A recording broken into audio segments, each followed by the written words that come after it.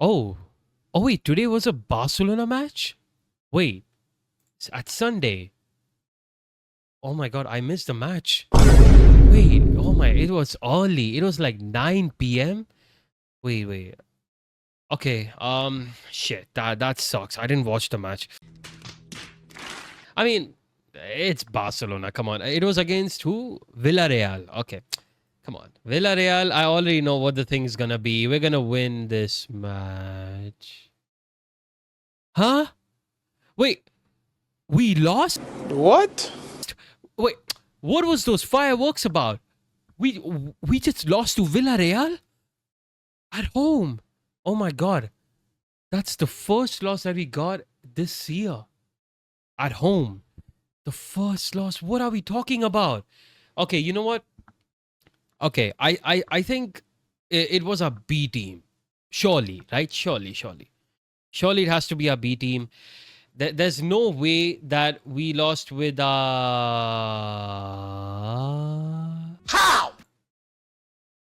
what? Eric, Pedri, Lamine, Rafinha. It's it's our strong 11. How did we lose this match with this team? Oh, I see someone in this 11. I have high suspicions. But you know what? To confirm them, let me just look at the match cuz how did we lose with this 11? Like even if that guy would have been the reason, like surely, come on. How did this happen? 2 hours later. Ah, okay, I see what happened. You know what? Let's discuss as to what really happened in this match. So let's start off with the starting 11s of both teams. So let's start off with Barcelona. They had Ter Stegen in goal, their backline Gerard Martin, Inigo, Kubarsi, and Eric. Their pivot two, Pedri, Gavi. Their front three, Rafinha, Fermin, Lamine, and their striker was Lewandowski. Now talking about Villarreal starting 11. So they had Junior in goal. They had a back four of Navarro, Foyt, Costa, Cardona. Their pivot to Comesana, Parejo. Their front three, Pepe, Baina, Pino, Yeremi Pino, and the striker was Perez. All right. So as you can see, well, this is how both teams were formed, right? But Villarreal had a different structure in this match. Essentially, they went with a 4-4-2 formation. And it was varying mostly. Like you wouldn't see this all the time. You would sometimes see Baena over here, or like these sides, and Comisana, Parejo would be like over here, and Baena would be here. Sometimes, sometimes you would see here, but Baena was mostly on the left in the second half. But in the first half, well, he was mostly over here, right? Like he was operating in these spaces in the right sides.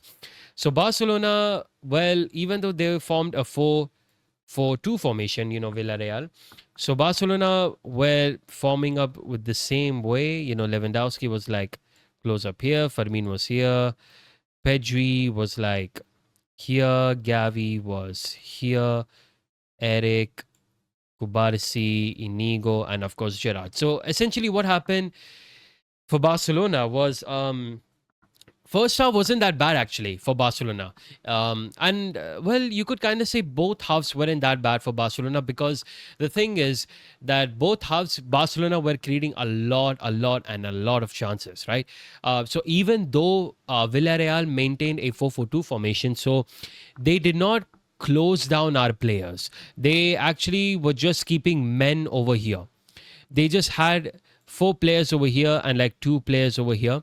So they did not close down the players. They just kept their men as it is, right? So what this allowed for Barcelona was that players like Gavi and Pedri, they were just changing places. You can see sometimes Pedri here, Gavi here. They were just changing places, circulating the ball around, and just all across they were trying to create chances, right? And that was working because Villarreal players were not closing us down.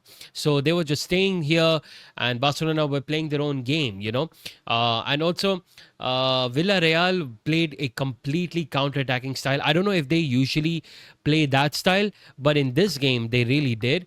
Whenever Barcelona lost the ball, they always try to launch it high towards Perez and Pino when they used to like push from these areas, right?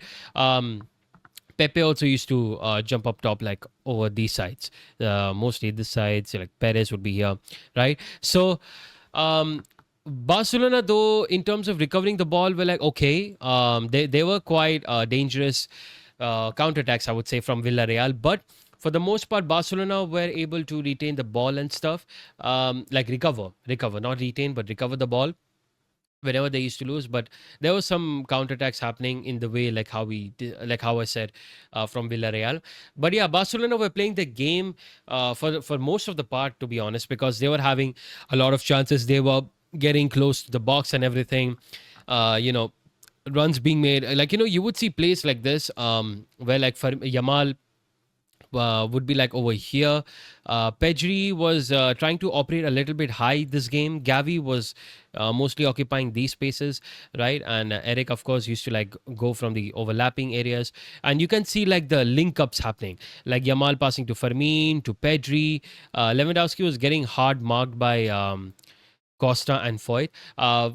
And actually, it wasn't always Foyt over here. Even Navarro used to switch up places with Foyt. So sometimes it used to be like this also. But yeah, so.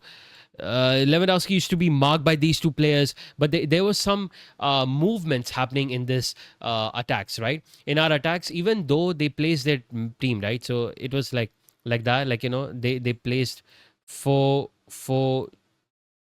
and of course two people over here, right? But the thing was that Barcelona were making runs. The players were making runs, which is something I discussed in my videos before, that when there's close spaces, you need to have movements, you need to have those chemistry, those syncs within your players to find those spaces somehow, right? So Barcelona were doing that in this game. Fermin was making runs like these runs. Yamal, not he wasn't always like this or like this. He was even making runs here. Pedri, he was like close up here, trying to link up with these three players. So they were making their runs, and Rafinha also not always here. He also was coming in central, like over these areas. Then you would see like Pedri operating like somewhere like in these spaces, these spaces. So they were making movements. They were trying to create some space, some chances and everything. But that's pretty much how Barcelona played in the first half. And Villarreal, well, they went with their classic counter-attack approach, launch high for the counters. And, well, it did hurt us as well, because we're going to talk about the goals, and a lot of silliness happened from Barcelona.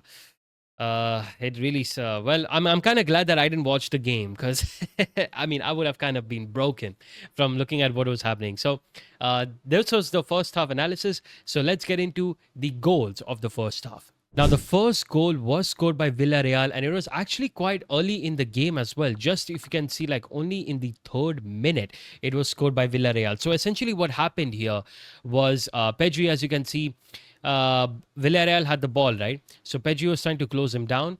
So the Villarreal player, he gave a through ball right here to Perez, and then Perez right here gave another great pass. I think this was Comesana, I think, not Perez, but so Comesana. Then after that, saw the space, right? Gavi was trying to close him down, right? Gerard is so high up top because Flick wants his players to be, Flick wanted Gerard to give some width onto the left side. So he wanted someone over high up top, but it left us vulnerable in the left-hand side. So you can see a through ball was given by the Villarreal player. And this right here, this is Pepe. So one thing I want to mention is, look at Inigo. He didn't make his awareness up. He actually tried to set up a offside trap, but the issue was right here, right? Pino actually had some no, this is Perez, not Pino, but Perez actually made some space for himself, right? He was high up top, so Gubarsi had to be close to him, or else he would have been through. So I think Inigo is trying to get the offside trap, but because Kubarsi was on, so even Pepe was on, he was through, and it was a simple layout to Perez. Perez then after that beats Ter Stegen 1-on-1, and it's ironic that um, Ter Stegen loses the 1v1, and just reminding all of us that, you know what, this guy cannot be trusted next season. Like, the names that I saw of Ter Stegen after this match, the statue. I mean, I think you guys saw even in the tactics when I opened the tactics, you guys saw the names I saw of Ter Stegen. I like the name so much: Ter statue, Ter Satan, Ter devil. This guy, man. Oh, it's always him. It's always him getting lacking. He's caught lacking in these moments, and Villareal scored the goal. I mean, it's not entirely Ter Stegen's fault. Again, Inigo, he tried to do an offside trap. I guess that's why he wasn't aware enough for Pepe's run. So I guess that's that. But yeah, that's how the first half begins, right? The first goal being scored by Villarreal, score being 1-0. Now, the second goal of the first half comes from Barcelona. The equalizer comes in the 37th minute. As you can see, Lamine, he's over here in these spaces, right? So he gives the ball to Eric Garcia. Eric Garcia gets almost gets locked down, but he does well, gives the ball back to Lamine. Lamine now, with all the space that he has got here, this player, he tries to pursue Lamine, but instead of jumping up forward, he stays a bit back, right? So like a bit back. So this guy right here, I think Parejo, right? So Parejo tries to close him in, but it's too late because look at the space that Lamine occupied, and this goal again, we spoke in the Espanyol match as well, the same goal scored by Lamine once again in that same area, and look at that, what a shot that was. Junior, by the way, he had a decent game in this match. The Villarreal goalkeeper, he had a decent game, but even he couldn't stop this amazing goal from Lamine Yamal. The celebrations going amazing, and the score was 1-1 in the first half.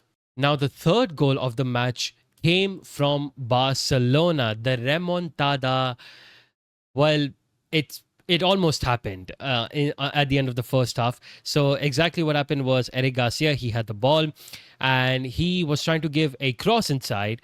It got cleared up, right?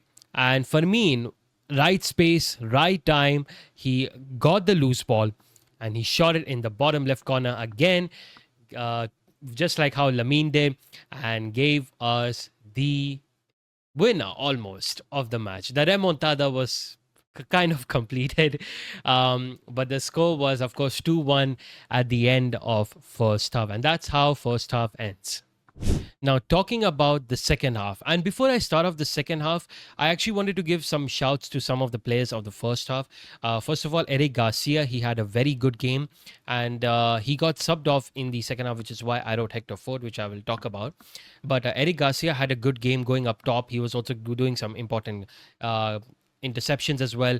Kubarsi as well, even though in the first goal that Villarreal scored, he made the player onside, but for the most part, he was there for clearing the ball and everything. Pedri was running the game in that first half. He was doing very well as well, linking up with Fermin. Fermin as well, going into those spaces, making those runs. So he also deserves a fair, good amount of shouts. So these some of the shouts that the players deserve in the first half.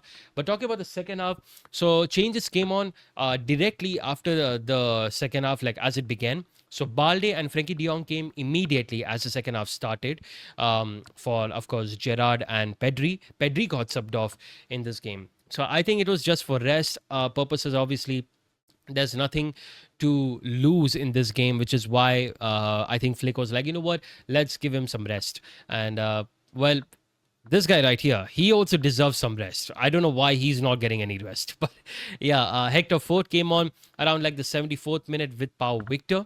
So Victor came in for Lewandowski, Ford, of course, for Eric Garcia. And Olmo came just like towards the end minutes, like around the 85th minute for Gavi. All right. So, well, second half, when it comes to the tactics of Villarreal, it was actually the same. But this time, they went a little bit better in terms of their approach. What I mean by better, what I mean by better is that, well, essentially, the manager noticed, right, of Villarreal, that, you know what, Barcelona are making those runs. And I don't like that. He didn't like the fact that Barcelona were making those runs in, like here and here. Not just Fermin, but even when Pedri was here, he was making those runs over here. Yamal was also getting into these spaces we spoke about. So he was like, you know what, players, we are gonna close them down. So as they get the ball, close them down. That is the approach that Villarreal went in this match. So they went with the same lineup, like the same formation, 4-4-2. They also had their changes, by the way. If you guys notice it, like Gay came, Barry came, Cambuala, Moreno also came. So they went with the same formation. It's just that as Fermin got the ball, Gay or Baena, they used to close him down immediately. As Lamine got the ball, Comesana used to be on him and everything. So this was how essentially they were forming up, right? Like Villarreal was just closing the players down as they received the ball, and that's where things went a little bit problematic for Barcelona, because they were trying to still link up, right? You can still see Fermin trying to make those runs and everything. You can still see De Jong trying his best. Like, De Jong was not going too high up top because, again, he was trying to bring the defensive solidarity, right? Well, I've written here Olmo, but for the most part, it was Gavi in the second half, right? So Gavi was trying to operate as the, you can see, controller of the match. When Pedri goes away, I've noticed this for the second time. I've noticed this even in the Valladolid match, and I've noticed this even in this match, that he acts as a controller. And that's actually a good thing, because you don't want Pedri's absence, right? So Gavi steps in those shoes. He tried to operate as an controller, shift the ball, make those link ups with Fermin, with Rafinha, giving the ball to Yamal as well, shifting the plays. That is exactly like how Pedri operates, right? So control the tempo, essentially, right? So Gavi was doing that, and he was doing a decent job, I would say. It's really good because it doesn't make you feel like Pedri's missing in this half, right? So that's the thing. Other than that, honestly, I don't know. I don't know whom to really give shouts for second half, because the team kind of fell off in the second half. The high line was kind of struggling, essentially, because well, in first half, the thing is, right, the first half, I feel like a player that recovers the ball was missing. A person who recovers the ball. And in this half, we saw De Jong. But De Jong's another con also showed up in this half, which we are going to discuss as we will discuss in the goals. But there was another con that showed up for De Jong.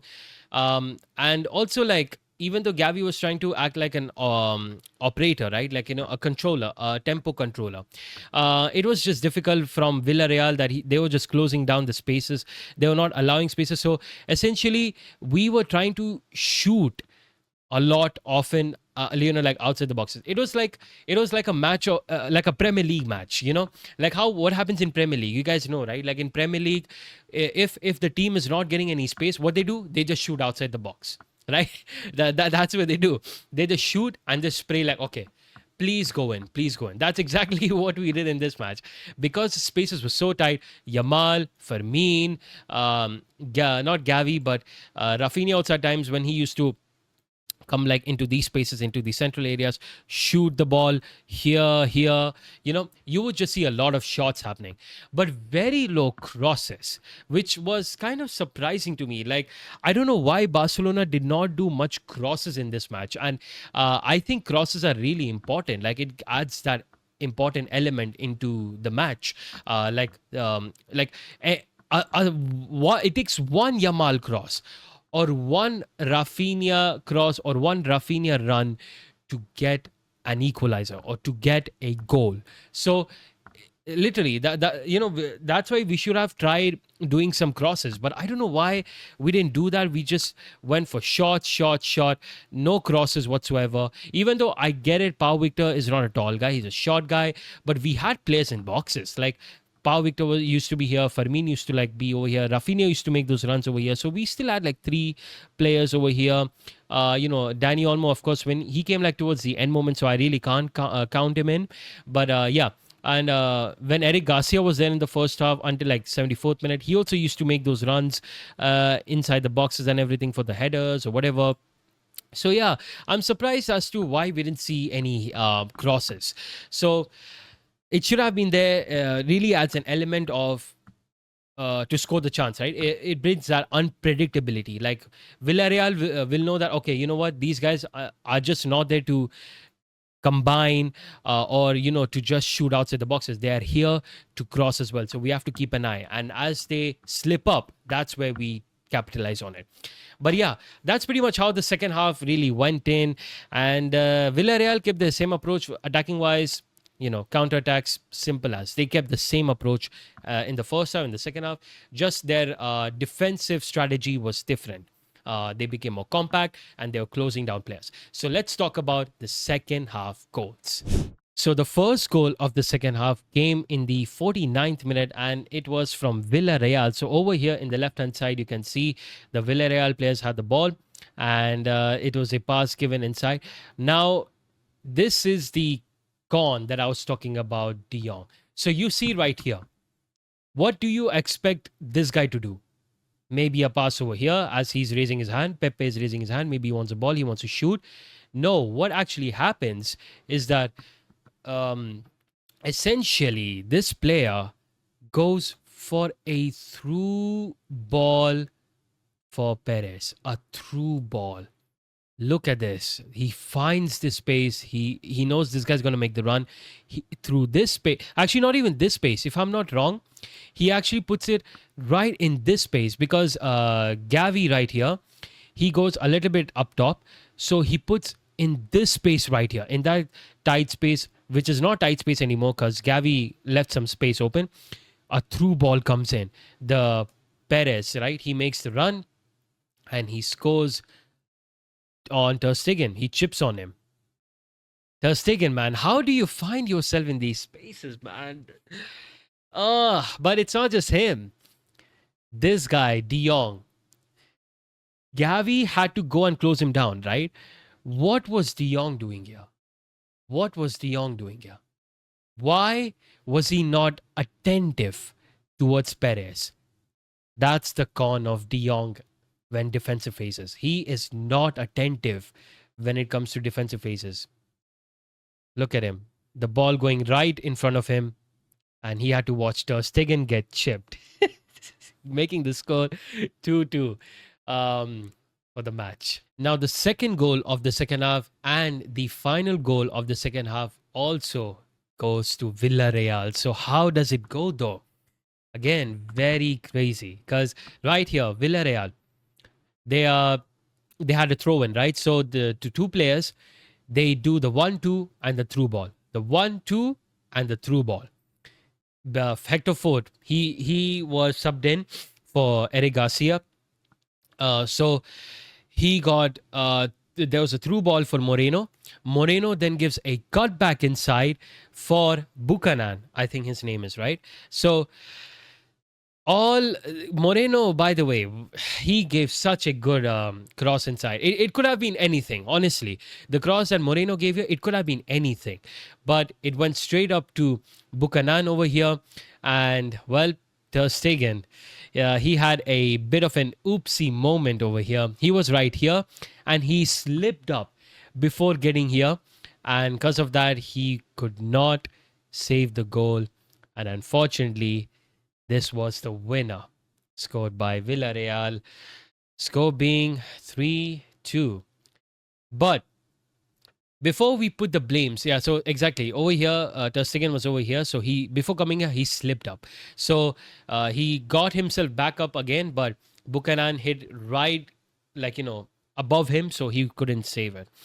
But before we blame Ter Stegen, again, you got to talk about this guy. Who's this guy? Frankie de Jong. What is he doing over here and not over here? Again, you just have to talk about it. You just have to understand, talk about as to what's really happening here. What is happening here? Our CDM is not here, but he's here. I don't know. It just doesn't sit right with me. But again, Ter Stegen as well. I guess if you look at the angle, maybe he could have tried saving it, but yeah, he's not having a great time coming back. He's having a really bad time, honestly. Like, a lot of people were flaming him on this one. And, we're going to obviously end off the second half analysis right here. But a lot of people were talking about this being a good thing that Barcelona lost this match, because this opened the eyes for the board that, you know what, we have not just the left wing, left back, we also got a goalkeeper area to focus. We have to focus on this area, because this guy, for the save of his life, cannot save anything. So again, we got transfers, we have some business to do. This is where Laporta and the board have got their job to do. They have to get the job done for Hansi Flick, get whatever Flick wants, and that's pretty much it. But yeah, that's where the second half analysis ends. That's where the video ends. Before the video ends, obviously, just wanted to say Barcelona celebrated, of course, after this match. And even Villareal celebrated because they qualified for Champions League because of this victory. So, well, congratulations to them. But yeah, obviously, celebrations when for a while, obviously, winning La Liga and everything. But obviously, there was a little bit down in the energy of the players, because they didn't feel like that energy. They didn't feel that enthusiasm to win, because of course you lost the match, right? And you know what? This was the exact scenario that happened last time when we won La Liga under Xavi. The same exact scenario happened in this match. We lose in the match where we are supposed to lift the trophy. I don't know. It just happens again. It just happens again and again. And it's not even a B team, by the way. That's what hurts me the most. But you know what? We're gonna end it off right there. We are champions or campeones. Ole, ole, ole. Thank you so much for watching. I'll see you guys for the next video. Transfer news. It's gonna go crazy because we got so much to cover up. We got so much places to cover up. So we gotta do it. And with that, I sign off. Peace. Forza Barça.